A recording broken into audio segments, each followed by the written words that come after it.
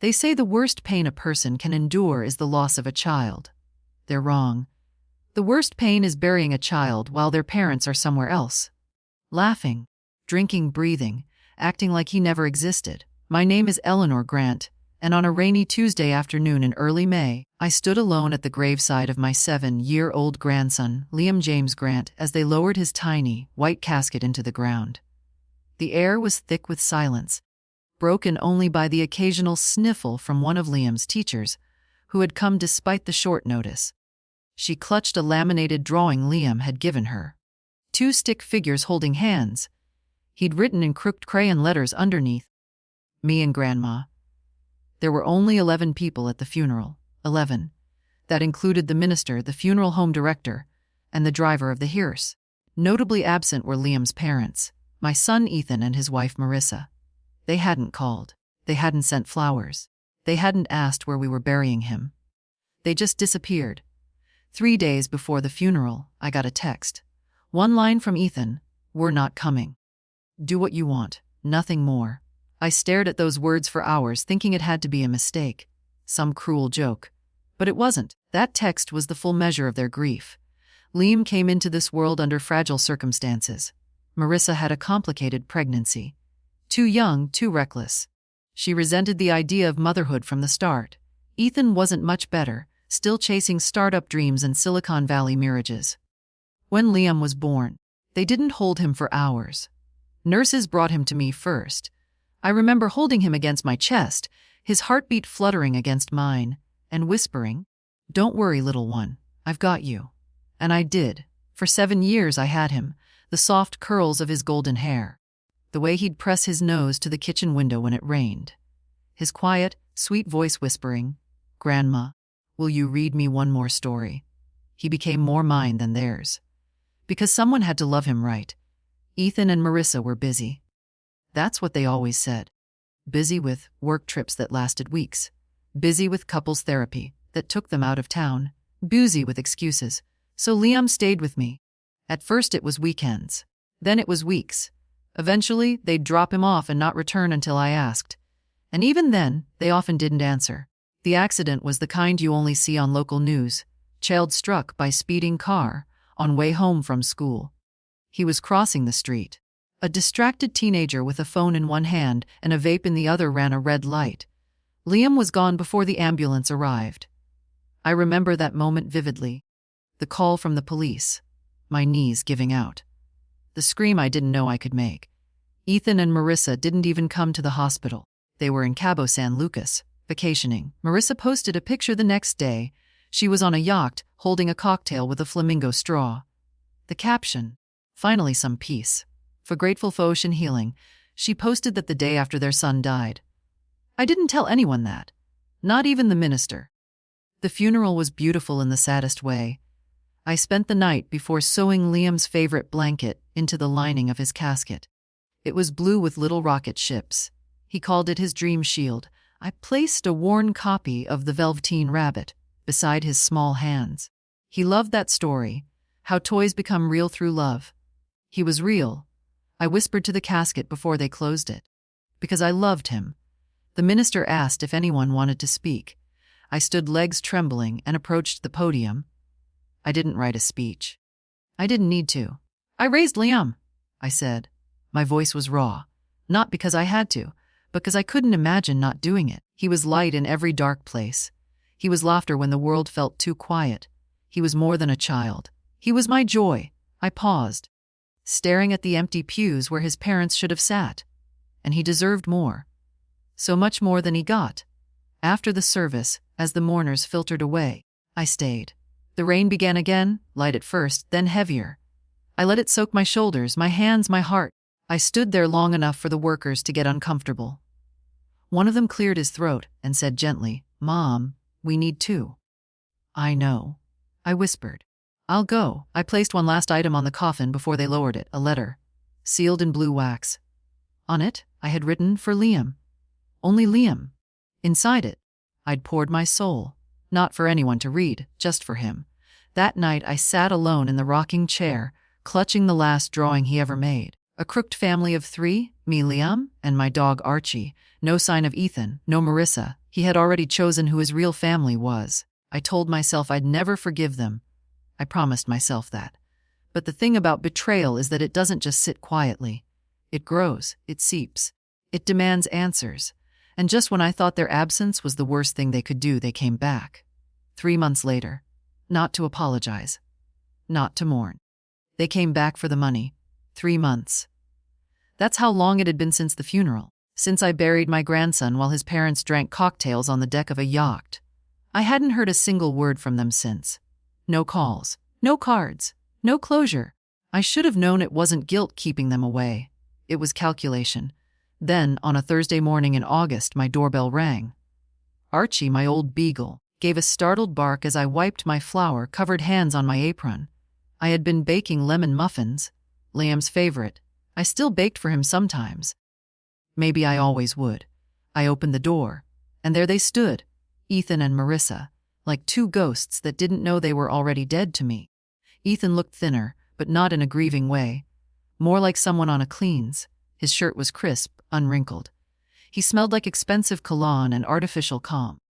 Marissa wore oversized sunglasses even though it was cloudy. She held a designer handbag the size of a small child and had glossy lips that trembled, but not from sadness.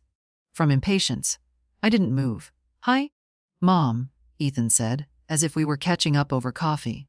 "Can we come in?" I stared at him. "I think you're at the wrong house." He blinked. "Mom, you're not my son." My son would have been at his child's funeral. Marissa sighed. "Look, Eleanor, we're not here to argue." "Then why are you here?" I asked, my voice like a held knife. They exchanged a glance, and Ethan stepped forward, already rehearsed.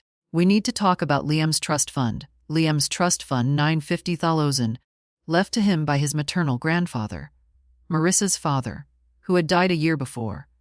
The man had been a quiet millionaire, made his fortune in publishing, and had adored Liam more than either of his parents did. He'd set up the trust shortly before his death, with strict instructions. The funds would only be released for Liam's education, health, or future housing. In the event of his death, it would go to whomever had legal guardianship at the time. That was me, but I hadn't touched the money. I couldn't. Not yet. Not when the grief was still this raw. I crossed my arms, steel settling in my spine. "You're here for his money?" Ethan shifted. "It's not about the money. It's about honoring what Dad, Marissa's dad, wanted. That money was for Liam's life. He doesn't have a life anymore," I said coldly. "And you weren't part of it when he did." Marissa stepped in then, her voice sugary with feigned sincerity. "Eleanor, we've had time to process things. We're grieving in our own way." I tilted my head. "Grieving? Is that what you call it? Because the day after your son died, you were sunbathing in Cabo." Her smile cracked. "That's not fair," she said.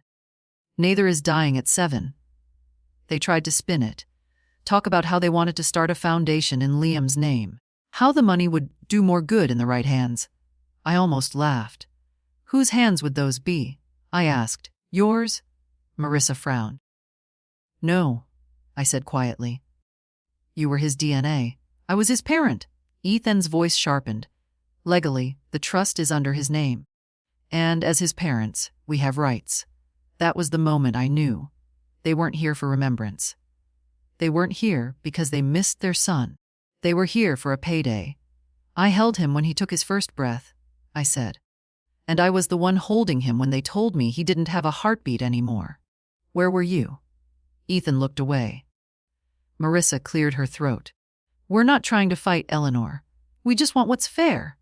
"Fair?" I walked to the side table, picked up a framed drawing Liam had made, our last Christmas together, a picture of him and me sitting under a tree, gifts all around us. He'd drawn himself with a crown and me with wings. I turned it toward them. This was his idea of family. "Not you." For a moment, neither of them spoke. And then, just like that, the masks slipped. "You can be bitter if you want," Ethan said, stepping forward. "But we will get that money, with or without your blessing." "Try," I said calmly. "But make sure your lawyer reads the fine print in that trust." Their smugness faltered. They didn't know. After they left, I sat on the couch for a long time trembling, not from fear, but rage. I pulled out the old binder where I kept Liam's legal documents. I flipped to the section his grandfather's lawyer had mailed me. I knew it by heart. Clause 20A.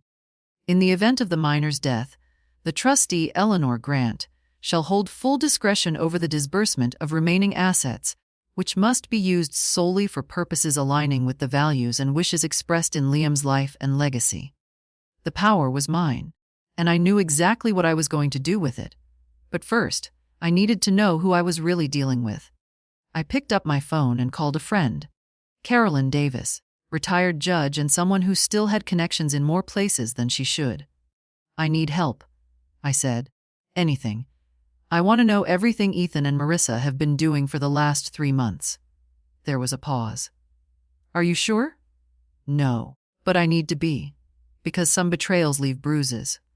Others leave blueprints, and I was about to start drawing my own. Carolyn called me back 3 days later. Her voice was careful, slow, like she was holding something sharp in her hands. I found what you asked for, she said. But I want to warn you, it's going to hurt. I already buried my grandson, I replied. There's not much left in me that hasn't already been torn open. She was quiet for a moment. Then she told me everything. Ethan and Marissa hadn't just gone on one vacation after Liam's death. They had gone on 3. From Cabo to the Amalfi Coast to a ski resort in Switzerland. All booked under a new travel card Ethan opened 2 days after the funeral. They stayed in 5-star hotels, private villas, ocean view suites. Marissa's social media had been wiped clean, but Carolyn had friends in digital forensics. The archived photos told the truth: glittering cocktail glasses, infinity pools, spa days, designer shopping bags, and a caption that made my skin go cold. Fresh start. No more baggage. No more baggage. They were talking about Liam. But that wasn't the worst part. Carolyn also found financial documents. Ethan had withdrawn over $80,000 from his joint business account, drained a line of credit, and defaulted on a loan tied to a startup that had already collapsed. Gambling transactions, cryptocurrency losses. Marissa had opened 2 store credit lines under Liam's social security number. Yes, her own son's. Months before he died, they had been planning this. The child they ignored in life had become their golden goose in death. And the trust fund. They thought it was their bailout. I couldn't breathe. I sat in the same rocking chair where Liam used to curl beside me with his stuffed fox and a book. I remembered his soft voice asking, "Will they come this weekend, Grandma?" And my lies, "They're just busy, sweetheart. They love you, even if they don't always show it." Lies I told so his heart wouldn't shatter too soon. But mine was breaking all over again now. Over the next week, I buried myself in everything they left behind: photos, report cards, Liam's bedtime drawings, old texts from him. One picture struck me most. It was taken on his last birthday, his 7th. He was sitting on my kitchen floor, frosting all over his nose, grinning at the homemade cake I'd baked. On top were tiny astronaut figurines and little edible stars. Ethan and Marissa had promised to come, they didn't. He waited all day, wearing the paper crown we made together. He never took it off, even when he finally fell asleep on the couch, the candles untouched. That night, I cried in my bedroom, quietly, so he wouldn't hear. I contacted Mr. Finlay, the lawyer who had helped set up Liam's trust fund, a kind, no-nonsense man with a memory like a vault and a heart that belonged to his grandchildren. When I walked into his office, he looked up and stood. "Eleanor?" he said softly. "I'm so sorry," I heard. I nodded. "Thank you, but I'm not here for condolences. I need your help. I need to protect what's left of Liam." He read through the documents again with me, pointing to Clause 14. "You're the sole trustee. The money doesn't go to them. Not unless you approve it. I never will," I said, steel in my voice. "Then you have all the power you need." That was the moment something shifted inside me. Grief had kept me in chains. But now I had purpose. I didn't want revenge that looked like anger. I wanted something deeper. I wanted them to feel the absence of Liam, not just emotionally, but financially, socially. Legally, I wanted to make sure the world knew who they were. And I wanted to ensure Liam's name was spoken with honor, not as a bank account they tried to loot. So I began planning. The first thing I did was reach out to the Children's Lantern Foundation, a nonprofit dedicated to helping abandoned and abused children. I set up a charitable fund in Liam's name, the Liam J. Grant Light Fund. I wrote a statement for their website. In memory of a bright little boy who loved stars, bedtime stories, and kindness. Liam was more than a child. He was a light in a world that too often forgets how to shine. This fund will support neglected children, giving them the care and love they deserve, something Liam gave freely and never received enough in return. I donated 500,000 of his trust to the foundation. Then I used another 200,000 to build a public children's library in our town, with a special reading room named Liam's Corner. It would be filled with all his favorite books, space-themed murals, and a plaque that read, "To the boy who dreamed beyond the stars." But I wasn't done yet. With Mr. Finlay's help, I filed a cease and desist order against Ethan and Marissa, barring them from using Liam's name in any fundraising or financial ventures. I also prepared a formal press release through the foundation's PR team. And then I waited. It didn't take long. 1 week later, Ethan called. I let it go to voicemail. "Mom, what the hell are you doing? We saw the article about the donation. You're giving his money away. Are you insane? This isn't about you. This is about what's right. Call me." I didn't call back. 2 days after that, Marissa emailed me a long message filled with legal threats and fake emotion. "You're not thinking clearly, Eleanor. You're grieving. We understand. But you need to stop acting irrationally before you do something you'll regret." I printed the email. I framed it. I hung it beside Liam's drawing on my wall. Let it sit there forever like a second obituary.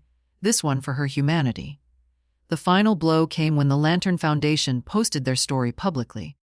Local media picked it up, then national outlets.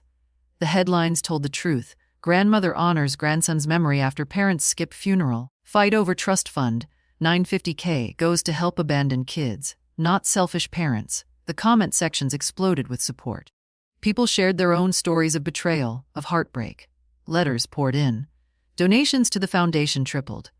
Ethan and Marissa became a cautionary tale. They were recognized at work, in public, on social media, not as grieving parents, but as what they really were, opportunists. I stood in Liam's corner at the library on opening day, surrounded by children reading, laughing, discovering.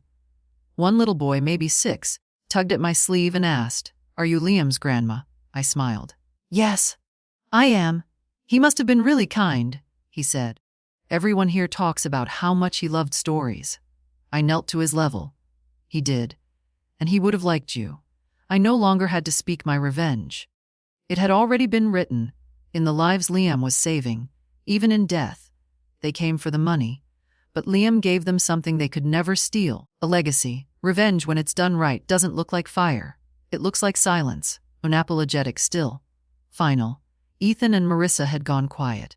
After the press storm, the cease and desist order, and the slow, methodical dismantling of their plans, I never heard from them directly again. Their names vanished from social media. Rumor had it Marissa was asked to resign from her PR firm after the incident. Ethan's failed startup had already dried up, and now no one in town would take a meeting with him. Not because of me, but because of what they had done. Turns out people don't forget when you abandon your own child in life and then try to profit from their death. Abast $450 was held in reserve for something special, something final, and I found it. Just outside town, there was an old building that had been condemned, a forgotten schoolhouse from the 1930s. I bought it, quietly, cheaply. People thought I was crazy. They didn't know what I had planned. Over the next year, I oversaw every piece of its transformation. Painters, electricians, architects, most of whom donated their time once they heard what it was for. When the ribbon was cut, I stood on the steps with shaking hands. A brass plaque had been installed on the red brick wall by the entrance. The Liam J. Grant Center for Childhood Grief and Healing, for the children whose pain goes unseen. May they find hope here. Inside were art therapy rooms, reading nooks, counselors, play areas, and quiet corners for those who needed to sit with their pain and just be. Liam's rocket blanket hung framed on one wall, next to a quote he once scribbled on a napkin. "If someone is really sad, give them your snack and your blanket. Then they'll feel better." That was who he was. The grand opening was quiet, just how he would have liked it. No reporters, No speeches, just children. Healing. A few weeks later, I got a letter in the mail. No return address. I opened it and immediately recognized Ethan's handwriting. It wasn't angry. It wasn't demanding. It was something worse. It was pathetic. Mom, I don't know what to say anymore. Maybe there's nothing left to say. I guess I thought if I could just fix the money part, I could fix everything else. But I was wrong. I saw the foundation, the library, the center. You're right. You were always more his parent than I ever was. I don't even know if I deserve to be called his father. Marissa left last month. I haven't heard from her. She blamed me for everything. Maybe she's right too. I just wanted you to know I'm sorry. I wish I had been better. I wish I had just shown up. Maybe in another life, I would have. Ethan, I folded the letter and placed it in the same drawer where I kept Liam's hospital bracelet, his first crayon drawing, and the last book we read together. I didn't need to reply. Some things are too little, too late. Weeks passed, then months, seasons turned. The grief, once sharp like broken glass in my chest, softened into something quieter, still painful, still permanent, but manageable, bearable. I often walked to the library and sat in Liam's corner, listening to children read aloud. Some days, I'd visit the center and drop off new art supplies or picture books. I'd sit in the sunlit garden where kids could paint rocks in memory of someone they'd lost.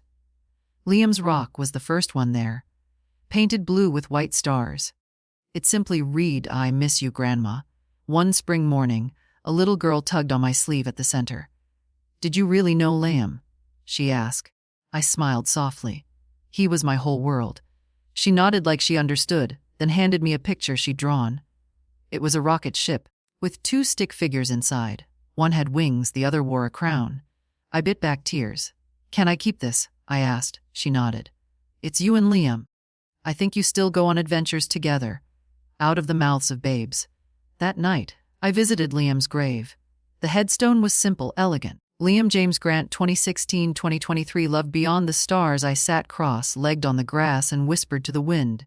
"Your mom and dad came for your money," I said quietly. "But they left with nothing." I smiled. "Because you, my sweet boy, were never for sale." I placed the rocket drawing at the foot of the grave, tucked it under the stone so it wouldn't fly away. "You're still changing the world, Liam," I whispered. Even now, I looked up at the sky. It was full of stars. I imagined him out there, floating somewhere in the great unknown, laughing, wild and free. And I realized I hadn't lost him completely. He was still with me. In every child who walked through that center. In every book read aloud in that corner. In every smile, every painted rock, every whispered, "Thank you." Ethan and Marissa may have tried to erase him, but I made sure the world would never forget him. That was the sweetest justice of all. Teach E&D. But Liam's story lives on.